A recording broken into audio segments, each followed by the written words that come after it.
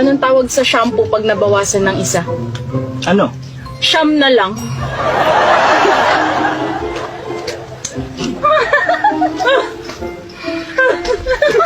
Anong tawag sa puno na hindi mo pwede akyatin?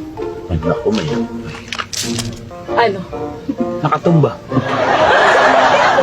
mukha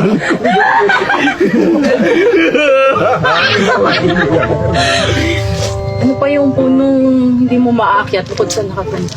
Ano? Putol. Bakit yung mga biik na baboy tuwing naglalakad, nakayuko? Bakit? Nahihiya sila. Yung nanay nila, baboy. mukha